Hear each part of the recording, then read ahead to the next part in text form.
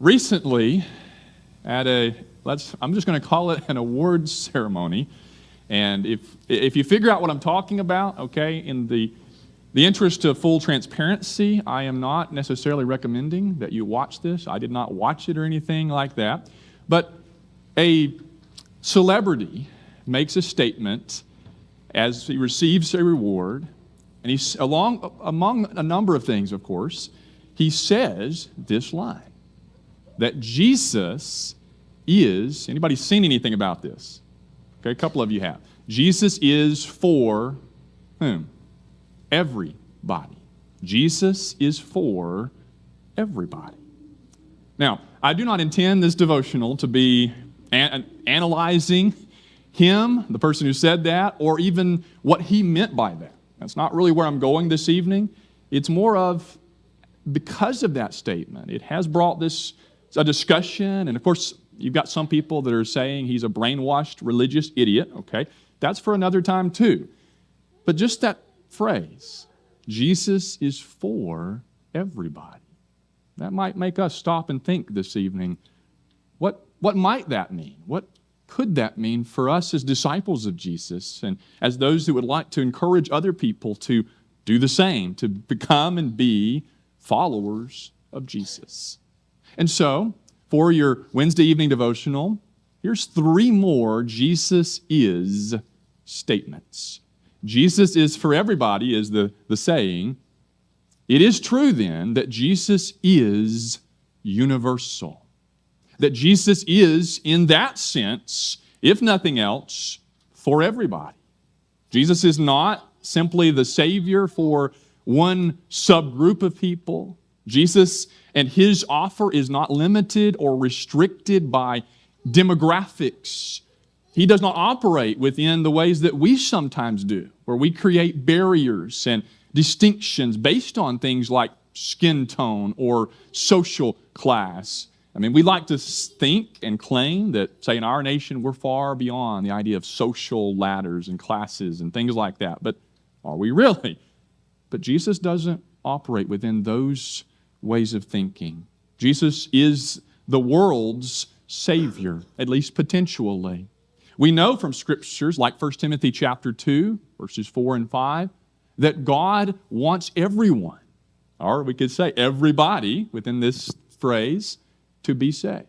How? How's that going to happen?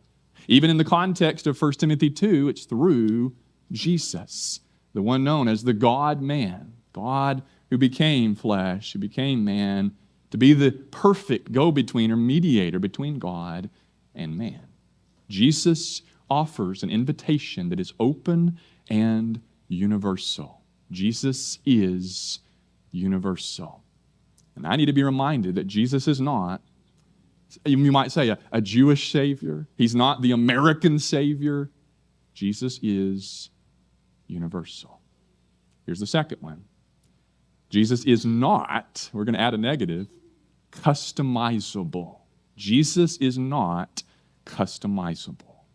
He is not like an outfit that is one size fits all, in that he changes and rearranges who he is or what he teaches so that it better fits us. Along that same line, Jesus is not customizable in that we get to have our own individual version of Jesus and other people have theirs. Or even as a group, that, well, we've got our Jesus and what we think he's like, and you've got yours. And by the way, all of those are okay. No. Now, my understanding of who Jesus is may differ from others, but the goal is that I'm understanding Jesus as he truly is in reality. How do I confirm that? How do I determine that? Well, I look at what he teaches and what I'm taught about him in his word. It is not that we get to change Jesus to fit us. It is that we are to change so that we then follow Jesus. You might think of the old phrase, come as you are, but what? But don't stay that way. Or even that you can't stay that way. Jesus preached a gospel of repentance, a gospel of submission and allegiance to him as king. I can't just say, well, Jesus is for everybody, and that You can have your Jesus and I'll have mine. There were times in his ministry, one of those is in John 6, when Jesus, in a way, intentionally does and says things to test the crowds. And the consequence, the result, is that people walked away. Some of them walked away and never came back to follow Jesus. Because Jesus doesn't work, we could say, for everybody. Because if I'm not willing to repent, if I'm not willing to change and be transformed by Jesus, Jesus is not customizable. Jesus is universal, but not customizable. And here's the third one.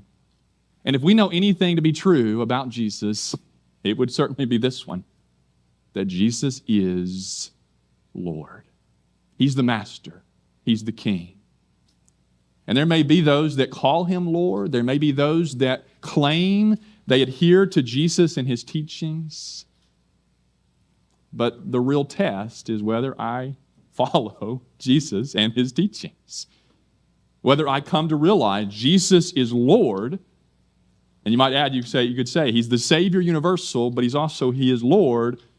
And then I decide to do that. We mentioned a moment ago, to submit to him and make him the Lord of my life. And so you can take that statement now and turn it around into a question and say, not just is Jesus for everybody, is Jesus for me, but am I for Jesus? Are you for Jesus this evening? In that, have you made that decision to make him your Lord? That's what this invitation is about this evening. It's an invitation that comes with this authority behind it that says, Jesus is Lord. Will you allow him to be the Lord of your life? And we say allow, not because I somehow have power over Jesus, but because Jesus doesn't force me, at least not in this life, to bow down to him. I decide to follow Jesus. Jesus is for everybody. He's not customizable. Jesus is Lord. If we can help you this evening to make him Lord of your life by repentance and immersion into him, or by saying, I need to come back. Maybe I've wandered away. Maybe I've walked away, but there's still hope yet. I can still come back and follow Jesus. As we stand and sing together.